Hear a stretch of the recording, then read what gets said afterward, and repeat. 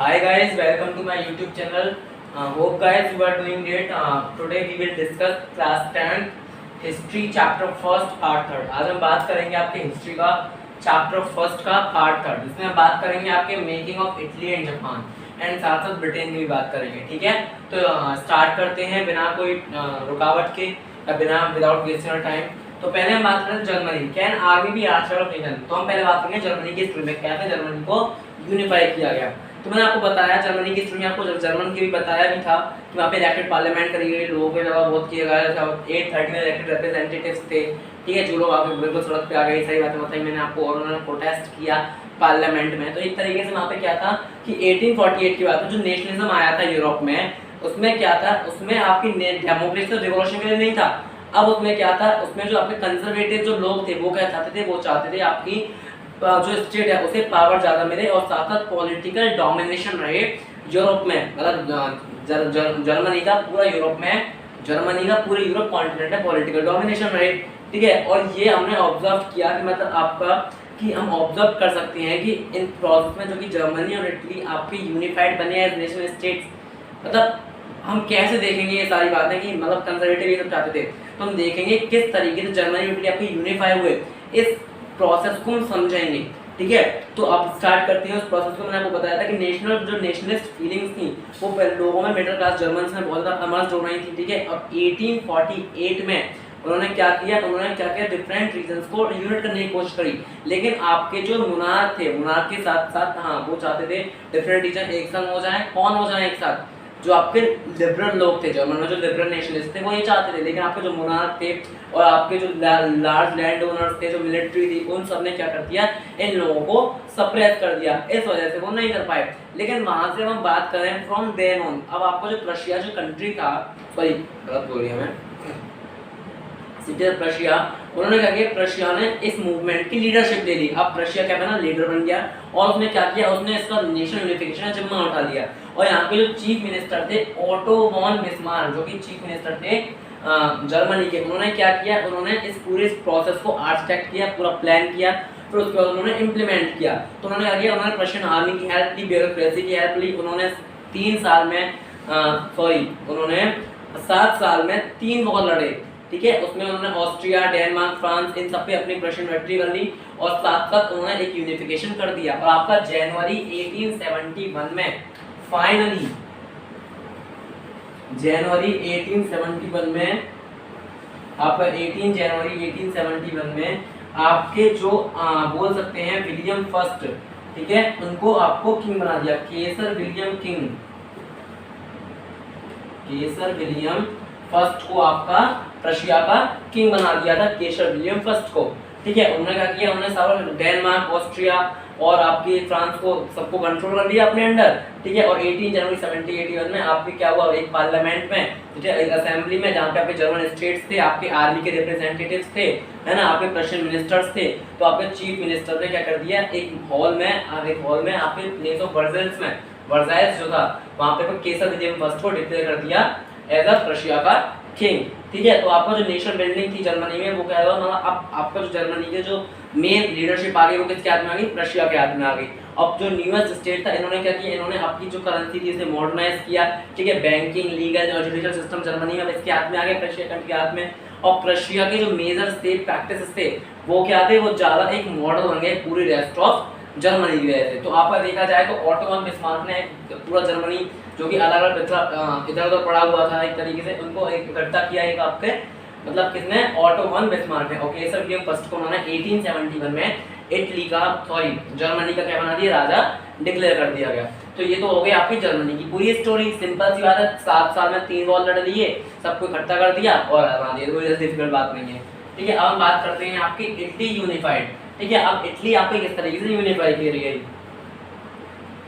Germany की तरह Italy की बहुत लंबी हिस्ट्री है। इटली भी आपकी बहुत ज्यादा फ्रैगमेंट हो रही थी। इटली के आपके 7 स्टेट्स थे, जिसमें से आपका सैर्डिना, पिएडमोंट, सार्डिनिया, बेटा सॉरी गाइस अगर आप मेरे भी प्रोनाउंसिएशन में कोई मिस्टेक है देन प्लीज उसको मत जाना। सार्डिनिया, पिएडमोंट आपका एक बहुत बोल सकते हैं डोमिनेंट स्टेट था 7 में से। ठीक है। और आपके 19th सेंचुरी में क्या था, इटली सात पार्ट्स में डिवाइड था, सबसे ज्यादा डोमिनेंट यही था और इसने सबको पूरा डोमिनेट कर रखा था। और आपके इटली के नॉर्थ में आपके ऑस्ट्रियन हैब्सबर्ग, ठीक है, इटली में मतलब नॉर्थ में जो नॉर्थ इटली था उसमें आपका ऑस्ट्रिया ने कंट्रोल कर रखा था, सेंटर में पोप ने कंट्रोल कर रखा था और सदर्न रीजन में आपका बॉर्बन किंग का डोमिनेशन था, ठीक है। और जो इटली लैंग्वेज थी उसकी इटली लैंग्वेज मतलब जो इटली लैंग्वेज थी उसका भी कोई अस्तित्व नहीं था, ठीक है। कुछ लोग कुछ बोलते थे, कुछ लोग कुछ बोलते थे। तो आपके 1830 में आपके मैंने इनका नाम बताया था, आपको बताएंगे गियुसेप्पी मस्सिनी। आपको एक फर्स्ट पार्ट में मैंने इनका बताया गियुसेप्पी मस्सिनी। इन्होंने क्या किया, इन्होंने पूरा प्रोग्राम इन्होंने क्या किया, पूरे इटली को रिपब्लिक कराने का एक ठेका उठाया। मतलब इन्होंने सोचा वो इटली का क्या कराएंगे, एक प्रोग्राम के तहत पूरे इटली को यूनिफाइड कराएंगे। तो उन्होंने क्या किया, उन्होंने एक सीक्रेट सोसाइटी बनाई, ठीक है, जिसका नाम था young Italy for डिससेमिनेशन of his goals. मतलब वैसे यंग इटली था, उन्होंने एक सीक्रेट सोसाइटी बनाई और सीक्रेट सोसाइटी में क्या किया इन्होंने, सिंपल था, जो भी अपराइजिंग्स फेल हो गई थी 1831 में और 1848 में, उससे क्या किया उन्होंने लगा था कि मतलब इसने सब पे पर्दा डाल रखा है। जो सैर्डिनिया पिएमोंट है इन्होंने पूरा कंट्रोल कर रखा है इटली पे और ये ना देख रहा, ढंग से शासन नहीं चला रहा इटली का, ढंग से शासन नहीं चला रहा इटली का। तो इन्होंने क्या किया, इन्होंने जो पर्दा पड़ा हुआ था उस पर्दे को खोलने की कोशिश करी। क्या नाम था, गियुसेप्पी मस्सिनी, गियुसेप्पी मस्सिनी। तो इन्होंने क्या किया, इन्होंने आपका वहाँ के जो रूलर किंग विक्टर थे, एमैनुअल सेकंड, जो आगे जो किंग थे, इन्हीं की हेल्प ली। एमैनुअल सेकंड इन्होंने क्या किया, पर इटालियन स्टेट्स को यूनिफाई करने के लिए इन्होंने इसी की हेल्प ली और आपके in the eyes of ruling ideas of this region आपके unified Italy offered the possibility of, और उनको लग रहा था कि जब आपका इटली पूरा यूनिफाई हो जाएगा तभी आपका इटली का इकोनॉमिक डेवलपमेंट हो सकता है। आपका सैर्डिनिया पिएमोंट आपका क्या था, पूरा एक सबसे ज्यादा डोमिनेंट 7 स्टेट्स में से इटली में यही डोमिनेंट था। तो इसके आपके जो किंग थे, किंग का इनका नाम मैं आपको लिख भी देता हूँ यहाँ पे, एमैनुअल सेकंड, इनकी इन्होंने हेल्प ली इटली को यूनिफाई करने के लिए, जो कि यहाँ के विक्टर किंग थे जिन्होंने इसे जीता था, ठीक है।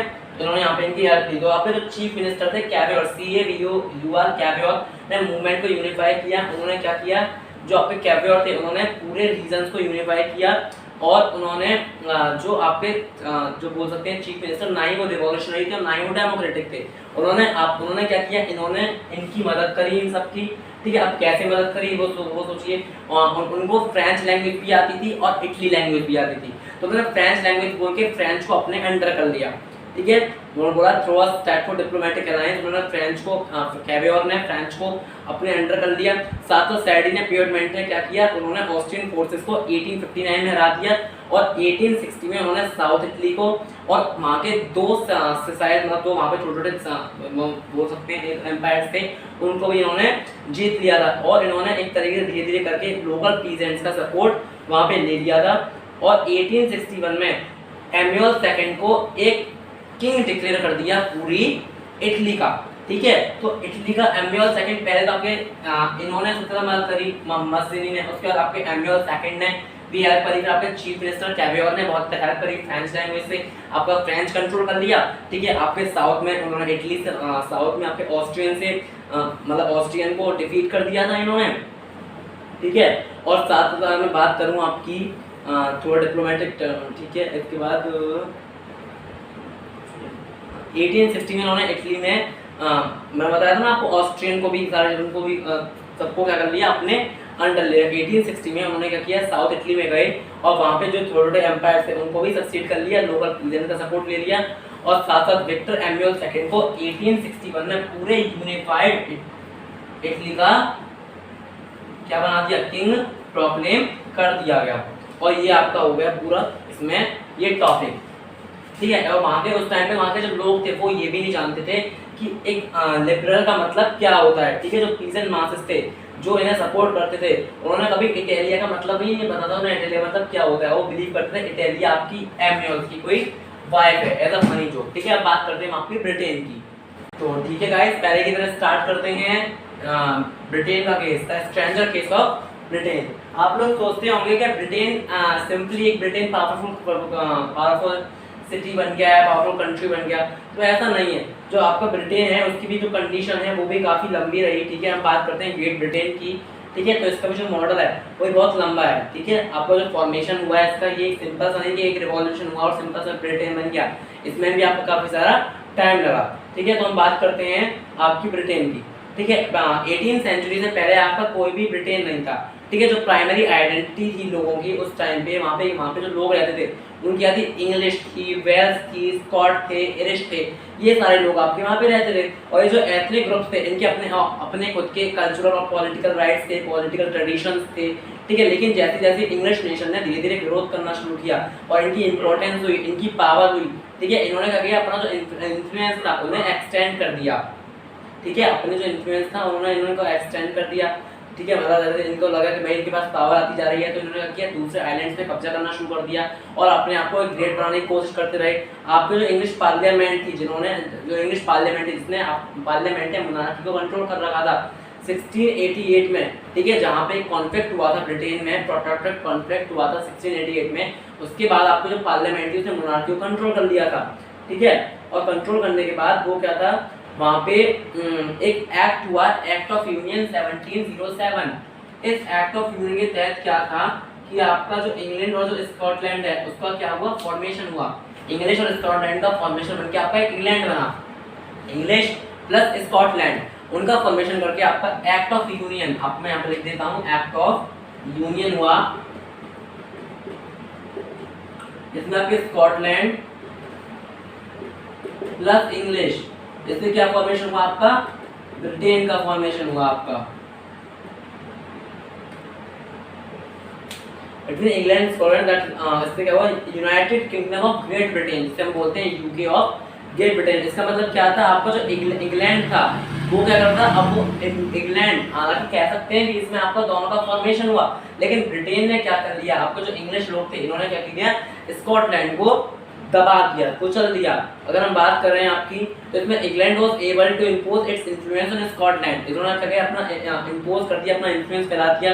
जो ब्रिटिश पार्लियामेंट थी उसमें क्या कर दिया, उसमें इंग्लिश मेंबर ने डोमिनेशन कर रखा था, ठीक है। और जो ब्रिटिश आइडेंटिटी थी उसमें क्या था, उसने जो स्कॉटलैंड का जो डिस्ट्रिक्टिव बोल सकते हैं जो कल्चर था, ठीक है, जो अलग कल्चर था उसे कोई भी इंपॉर्टेंस नहीं दिया। और एक तरीके से जो भी पॉलिटिकल इंस्टीट्यूशन था जो वो सब किसने कंट्रोल कर रखे थे, आपके ग्रेट ब्रिटेन ने कर रखे थे। और जो कैथोलिक क्लैंस थी, ठीक है, जो कि स्कॉटिश हाईलैंड्स थी, सफर टेरिटोरियल रिप्रेजेंट, आपके जो कैथोलिक क्लैंस थे, मतलब आपके जो स्कॉटलैंड में आपके बहुत सारे कैथोलिक चर्च होते ना, ऐसे आपके बहुत कैथोलिक क्लैंस थे, उन सबको इन्होंने क्या कर दिया, सप्रेस कर दिया, ठीक है। किसी को परमिशन कुछ भी नहीं दी, सबको टेरिटोरियल रिप्रेशन कर दिया। हाँ, और जहाँ पे जो उनकी इंडिपेंडेंस थी सब छीन ली। तो जो स्कॉटिश हाईलैंडर्स थे वो अपनी गायलिक लैंग्वेज भी नहीं बोल सकते थे, उनकी जो गायलिक लैंग्वेज थी उसे बैन करवा दी गया था। और उनको इंग्लिश लोगों को ही नेशनल ड्रेस पहननी पड़ती थी, ठीक है, इन्हीं के कॉस्ट्यूम्स को फॉलो करना पड़ता था, इनके ही कल्चर को फॉलो करना पड़ता था। और एक तरीके से बहुत सारे लोगों ने अपने वहाँ पे अपने घर छोड़ के चले गए, या बोल सकते हैं जो लोग वहाँ रह गए उन्हें इंग्लिश लोगों ने अपने अंडर कर लिया था। एक्ट तो हुआ यूनियन का, दोनों लोग इक्वल रहेंगे, लेकिन इंग्लिश ने यहाँ पे पावर दिखाई और स्कॉटलैंड को अपने अंडर कर लिया। सेम एज आपका आयरलैंड ने भी सेम पोजीशन फेस करी, ठीक है। जब कंट्री आपका डीपली डिवाइड हो चुका था कैथोलिक्स में और प्रोटेस्टेंट में, ब्रिटेन में आपका इस टाइम पे कंट्री डिवाइड हो चुका था कैथोलिक्स और एक प्रोटेस्टेंट्स, प्रोटेस्टेंट। तो इंग्लिश ने क्या करी, आपकी हेल्प करी प्रोटेस्टेंट्स को। और हाँ, प्रोटेस्टेंट जो आयरलैंड के प्रोटेस्टेंट्स थे, ताकि वो अपना डोमिनेंस कर सकें एक कैथोलिक कंट्री में। और कैथोलिक्स ने क्या किया, कैथोलिक्स ने ब्रिटिश डोमिनेंस के खिलाफ आवाज उठाई, लेकिन उनकी आवाज को क्या कर दिया, दफना दिया गया, मतलब उन लोगों को कुछ मौका नहीं दिया गया, बोल सकते हैं कुचल देना उन लोगों को। तो आपका जो आयरलैंड का जो रिवॉल्ट था वो फेल हो गया, जो कि आपके वॉल्फ टॉन और उनके यूनाइटेड इरिशमैन ने किया था। ये आपको पूछा जा सकता है वॉल्फ टॉन, जिन्होंने आपका आयरलैंड में क्या किया था, 1798 में क्या किया, रिवॉल्ट खड़ा किया। लेकिन तब भी ये भी कुछ नहीं कर पाया। सेम है स्कॉटलैंड की तरह आयरलैंड को भी सेम प्रॉब्लम फेस करनी पड़ी, ठीक है। और आयरलैंड क्या किया, आयरलैंड को फोर्सिबली उनको एक बोला गया कि वो भी इंग्लिश के साथ चले, नहीं तो उनके साथ क्या होगा वो आगे देख सकते हैं आप। तो आयरलैंड फाइनली ब्रिटेन के साथ 1801 में क्या हो गया, इनकॉर्पोरेट हो गया, मतलब इसी में मर्ज हो गया। तो आपका एक न्यू ब्रिटिश नेशन आपका बना इन सबको मिला के, ठीक है, proposition of domination English culture. और आपका न्यू ब्रिटेन का क्या सिंबल रहा, British flag, union jack, national anthem क्या रहा, God save our noble king, ठीक है। और सिंपल सी बात, इंग्लिश लैंग्वेज इनकी क्या रही और ऑलवेज प्रोमोटेड रही, और आपके जो ओल्ड नेशंस थे वो एक सबऑर्डिनेट पार्टनर्स आपके इस यूनियन में रहे। ठीक है, तो आज की वीडियो में आपको बताया कि किस तरीके से वो ब्रिटेन का मर्ज हुआ, तो स्कॉटलैंड और आयरलैंड ने क्या प्रॉब्लम फेस करी। ठीक है, पहले आपके इंग्लिश ने सब पे कंट्रोल कर लिया एक तरीके से, है ना, और सारे जो कस्टम से पहले अलग अलग थे, वेल्स और बहुत सारे कैटेगरी थे, स्कॉटलैंड एरिश सब लोग थे, लेकिन इंग्लिश ने धीरे धीरे एक तरीके से इन सब पे डोमिनेशन किया। सिंपल सा है, आपको एक थोड़ा आइडिया तो मिल ही गया होगा, अगर आप एक बार बुक में भी पढ़ेंगे तो आपको और ढंग से क्लियर हो जाएगा। ठीक है, तो आज की वीडियो में बस इतना ही। अब हम बात करेंगे आपके पार्ट 4 में, जो कि आपके 2 रिमेनिंग टॉपिक रह गए हैं, नेशनलिज्म, इंपीरियलिज्म और एक और टॉपिक आपको बचा हुआ है। ठीक है, तो उन दोनों टॉपिक्स की हम बात करेंगे फिर नेक्स्ट टॉपिक में। ठीक है, अगर गाइस आपको मेरी वीडियो पसंद आई है then please like my video and subscribe my YouTube channel and press the bell icon to get the new notification. ठीक है, आपको नए नए नोटिफिकेशन मिलते रहे मेरी वीडियोस के। ठीक है, और अभी तक अगर आपने मेरे चैनल को सब्सक्राइब नहीं किया है तो मैं आपसे प्लीज़ कहूँगा मेरे चैनल को सब्सक्राइब कर दीजिए। ठीक है, और मेरी वीडियो को प्लीज़ लाइक कीजिए। अगर आपको कोई भी क्वेश्चन है, if you have any comment then please ask me in the comment section. Thank you guys for watch my video.